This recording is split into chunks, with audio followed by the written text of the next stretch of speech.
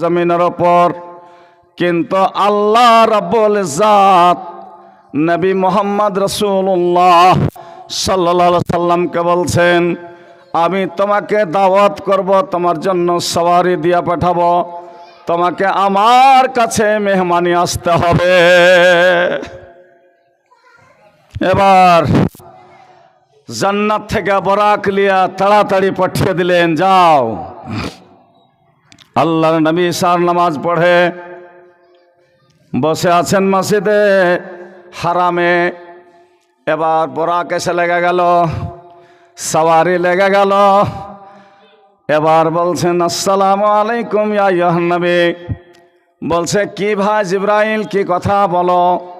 বলছে, আপনাকে দাওয়াত করেছে। কে দাওয়াত করেছে? আল্লাহ পাক আপনাকে মেহমানি ডেকেছে, মেহমানি যেতে হবে। এবার বলছে, তাই নাকি, মেহমানি যেতে হবে। এই করে আল্লাহর নবী জনাবে মুহাম্মদ রাসূলুল্লাহ সাল্লাল্লাহু আলাইহি সাল্লাম 2 রাকাত নামাজ আদা করে এবার বোরাকে চড়ে রাতারাতি কোথায় গেল? সুবহানাল্লাযী আসরা বিআবদিহি লাইলাম মিনাল মাসজিদিল হারাম ইলাল মাসজিদিল আকসা। চলে গেলেন মসজিদে হারাম থেকে মসজিদে আকসা। মসজিদে আকসাতে যা দেখছে অনেকগুলি ফেরেশতা আর যত নবী ছিল সব নবীকে আল্লাহ ওই মসজিদে জমা রেখেছিলেন। এবার আল্লাহর নবী যখন মসজিদে গেল তখন সমস্ত লোক সালাম জানিয়ে দিল। বলছে, তোমরা কেন ইন্তজার করছো? যাও, কেহ নামাজ পড়িয়ে দাও। ইব্রাহিম নবী, তুমি যাও, নামাজটা আদা করিয়া দাও। বলছে, না না না, আমরাকে ওরকম করে নবী সৃষ্টি করেনি, আমরাকে আকাশের নবী বলেনি, আমরাকে জমিনের নবী বানায়নি, আমরাকে পশু পাখির নবী বানায়নি। তোমাকে আল্লাহ এমন নবী বানালছেন, ওয়ামা আরসালনাকা ইল্লা রাহমাতাল লিল আলামিন। তুমি হলো রহমতের নবী, তোমার সমস্ত গুনাহ মাপ আছে, আগলা পিছলা সব গুনাহ মাফ করেছেন আল্লাহ। তাই বলে আল্লাহ আপনার জন্য ইমামতের জায়গা খালি থিয়েছে, আপনি যান, তাড়াতাড়ি যান। এবার আল্লাহর নবী ওই যে মসজিদে আকসা, যেখানে কাল কিয়ামত কায়েম হবে ভাইরা, যেখানে সবকে কবর থেকে উঠা নাঙ্গা হইয়া বিনা কাপড় ধরিতে বিনা খাতনাতে এবার দড়িয়ে চলে যেতে হবে গো। কোন জায়গা? ওই জায়গা ফিলিস্তিন, বাইতুল মুকাদ্দাসটা হবে হাসরের মাঠ। ওখানে নেকি বদি ওজন করা হবে। আপনি নামাজ ছেড়েছেন জমিনের উপরে, রোজা ছেড়েছেন জমিনের উপরে, বাপের হক আদা করেননি জমিনের উপরে, এক ভাই হক মেরেছেন জমিনের উপরে, ফুফুর হক মেরেছ জমিনের উপরে, বহিনের হক মেরেছ জমিনের উপরে। এবার তোমার হিসাব আসমানে নিবে না। আল্লাহ বলেছে, তোমরা যেখানে গুনাহ করেছ সেখানেই আমি কিয়ামত কায়েম করব, সেখানেই আমি হিসাব কিতাব নেওয়ার জন্য ওই ফিলিস্তিনের মসজিদে আমি মিজান টাঙব গো। ওখানেই মিজান টাঙব। কতটি নামাজ পড়েছেন, কতদিন রোজা করেছেন, কতদিন আপনি বাপমার হক আদা করেছেন, কতদিন আপনি লোকের সাথে ভালো ব্যবহারে চলেছেন, এই সমস্ত জিনিস মাপার জন্য ওখানে আপনার জন্য এবার মিজান টাঙবে। আল্লাহর নবী নামাজ পড়ে চলে গেলেন 7 আসমান পেরিয়া। কোথায় চলে গেল? সিদরাতুল মুনতাহা চলে গেল। সিদরাতুল মুনতাহা থেকে এবার আল্লাহর নবীকে ওখানে জিবরিল আমিন ছেড়ে দিলেন। বলছে, তুমি এত অন্ধকার জায়গাতে কেন ছেড়ে দিলা? কেনে ছেড়ে দিলা? বলছে, এখান থেকে আমার পাসপোর্ট আছে, আমার এখান থেকে ভিসা আছে, আর আগে আমি বর্ডার টপতে পারবো না। এটা হলো বর্ডার। আল্লাহ রাব্বুল আলামিনের কাছে যদি যাওয়ার লাগে আমার মতন ফেরেশতারা চলে যায় যদি, তো আমার গতরে যেই 600 খানটা পর আছে, এই 600 খান পর দিয়ে প্রত্যেক বছরে আমি এই তোমার কেরামাতপুরের রোজাদার, এবার তোমার যত মার্ঘে এলাকাতে গ্রাম আছে আবার দুনিয়া রোজাদারেরা সমস্ত রোজাদারকে আমি কাবার ঘরে যায়া এবারে 21 রাত থেকে 29 রাত পর্যন্ত পাখা মেল করে ঢেকে থাকি যে আমার বান্দারা আজ রাতে যা চাইবে তা আল্লাহ দিবে গো। তার জন্য এখান থেকে আমার আগে যাওয়ার কোনো আদেশ নাই। যদি চলে যায় তো আমার 600 ঘন্টা পর ছাই হয়ে যাবে। তাই আল্লাহ পাকের নবী ওখানে ভয় পেয়ে গেল, অন্ধকার। এবার ভয় পাওয়ার সাথে সাথে আল্লাহ কি করলো যে আমার হাবিব ডরিয়ে গেছে, ভয় পেয়েছে। অন্ধকার জায়গাতে একাই বিয়াবন জঙ্গলে যদি আপনি আমি থেকে যায়, পড়ে যায়, অবশ্যই আমাকে ভয় লাগবে। তখন আল্লাহ এবার বেলালের খড়মের আওয়াজ নবী মোহাম্মদ রাসূলুল্লাহ সাল্লাল্লাহু আলাইহি সাল্লামের কানে পৌঁছে দিলেন। ডর ভাঙবে না? ভাঙবে না?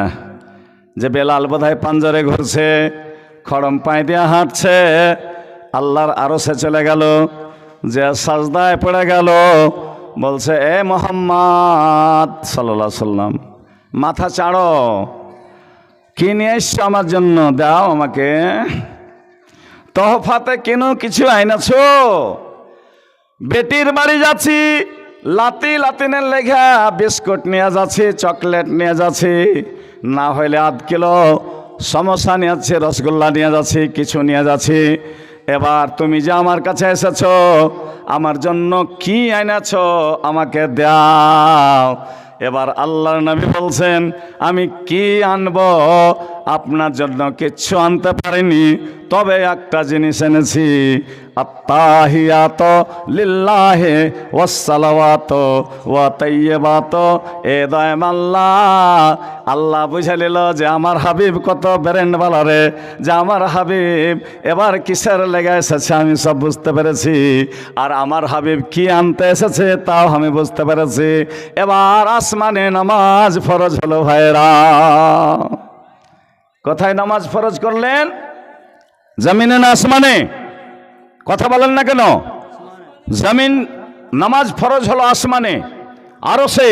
ওখান থেকে নবী জনাবে মোহাম্মদ রাসূলুল্লাহ সাল্লাল্লাহু আলাইহি সাল্লামকে নামাজ দিলেন যে যাও তোমার উম্মতকে বলিও আর তুমি নিজে 50 ওয়াক্তের নামাজ পড়ে যাও। 50 ওয়াক্তের নামাজ যদি আজ থাকতো তো 5 ওয়াক্তের নামাজে তো কত রকমের বাহানা, নামাজ পড়ার সময় নাই, দোকানে আড্ডাবাজি, প্রত্যেক দোকানে দেখবেন এখন টিভি লেগা আছে, আর 5 মিনিট অন্তর চা দাও, আজান হচ্ছে হাইয়া আলাস সালাত হাইয়া আলাল ফালাহ, নামাজের দিকে আইসো, তুমি ভালাইয়ের দিকে আইসো, সেই দিকে না আইসা চার দোকানে বসে আড্ডাবাজি, চা দাও। দোকানদারও চালা খেয়ে গেছে যে একটা রঙিন টিভি না থইলে গ্রাহক বসবে না, একটা রঙিন টিভি না রাখলে গ্রাহক থাকবে না, চলে যাবে। এ করে মাকইতে পানি লাগবে, চার দোকানে বসে আছে, বেটারা ডাকতে যেছে যে আব্বা পানি দিবেন না মাকইতে, বলছে এই যা এখান থেকে, ভালো প্রোগ্রাম চলছে। বলছে আব্বা নামাজ পড়েছো? বলছে না পড়েনি, একবারই সাঁঝে পড়বো। দেখেন কেমন ইমানের চোর। এই মুসলমান, ইমানকে বাঁচাও। এই ইমানের কথা আল্লাহ পাকের নবী জনাবে মোহাম্মদ রাসূলুল্লাহ সাল্লাল্লাহু আলাইহি ওয়াসাল্লাম বুখারী শরীফের প্রথম পৃষ্ঠায় বিসমিল্লাহর পর লিখছেন ইন্নামাল আমালু বিন্নিয়াত। প্রত্যেক মানুষের এবার নিয়তের উপরে দারোমদার আছে। আপনার নিয়ত দেখছে আল্লাহ, আপনার দেহ দেখে না, আপনার বাড়ি দেখে না, আপনার ঘর দেখে না, আপনার ছেলে পিলে কিছুই দেখে না, আপনার কেবল খালি আমলটা দেখছে। আর আপনার নিয়তের উপরে আল্লাহ দেখছে যে কি করছে। তো ভাইরা আমার, আল্লাহ পাক বলছেন ইন্নাস সালাতা তানহা আনিল ফাহশাই ওয়াল মুনকার। এ মোহাম্মদ, তোমার উম্মত যদি 5 ওয়াক্তের নামাজ পড়ে লাই, আমি 50 ওয়াক্তের নেকি দিব রে। আমার খাতাতে লেখা হয়ে গেছে, আমি আমার খাতাতে কাটকুট চলে না, টিক লাগা যায় না। আমি যেটা লিখে দিই সেটাই আমি কিয়ামতের দিন দেখাবো। 50 ওয়াক্তের নামাজ আমি লিখেছি, তোমার উম্মতকে বলে দিও এই 50 ওয়াক্ত নয়, 5 ওয়াক্তের নামাজ যদি ওরা সহি সালেম পড়েলায় মায়ালোকার মদলোক, আমি আমার দপ্তরে 50 লিখেছি, ওই 50ই কিয়ামতের দিন দেখাবো। সুবহানাল্লাহ পড়েন না? যে আল্লাহর কতখানি রহম, একটা মা যতখানি ছেলের সাথে দয়া ময়া না করছে, ওর থেকে বেশি আল্লাহর রহম আমার গে ওপরে নাজিমাল না। আজ আমার ছেলে কাঁদছে, দুধের লেগা কাঁদছে, ঝুল্লুতে কাঁদছে, মায়েরা বোনেরা তাড়াতাড়ি করে আমরা ছেলেকে উঠে স্তনে লাগাচ্ছি। আর তোমার আল্লাহ যে তোমাকে সৃষ্টি করেছে, সে আল্লাহকে খুশি করার জন্য টাইমে নামাজ পড়ো, টাইমে তোমাকে নামাজ আদা করতে হবে। এই বলে আল্লাহ রাব্বুল আলামিন বলছে, যাও 50 ওয়াক্তের নামাজ আমার দপ্তরে থাকবে, 5 ওয়াক্তের নামাজ পড়তে বলিও। 24 ঘন্টাতে 5 ওয়াক্তের নামাজ।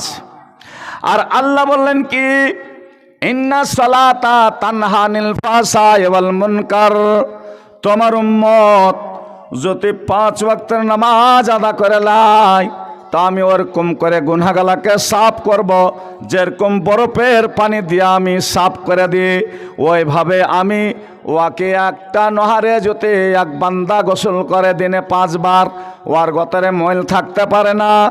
আর তোমার উম্মত যদি এবার 5 ওয়াক্ত নামাজ পড়ালাই, ওর জীবনে কোনো গুনাহ থাকতে পারে না, কোনো গুনাহ থাকতে পারে না। জোহর থেকে মাগরিব থেকে ফজর থেকে জোহর পর্যন্ত যা গুনাহ করলেন, হাঁটতে ঘাঁটতে চোখের ইশারাতে, এবার কোনো কথা একটা মুখ থেকে বের হয়ে গেল, তার কারণে গুনাহ হয়ে গেল। জোহরের নামাজ করে ওযু করে যখন আপনি নামাজে যাবেন, তখন আপনার ওই গুনাহগালা সব হড়হড় করে পড়ে যাবে। যখন আপনি রুকুতে যাবেন, সুবহানা রাব্বিয়াল আযীম, সুবহানা রাব্বিয়াল আযীম, তখন আপনার মাথার এবার সব গুনাহগালা পড়ে যাবে। আর যখন সাজদায় চলে গেলেন, সুবহানা রাব্বিয়াল আলা, সুবহানা রাব্বিয়াল আলা, তখন আপনার এবার মাটিতে যে আপনাকে গাড়া হবে, ওই মাটি গওয়াহি থাকবে যে আল্লাহ আমার বুকে ইনি সাজদা করেছিল, এক এক আযাব যেন না হয়।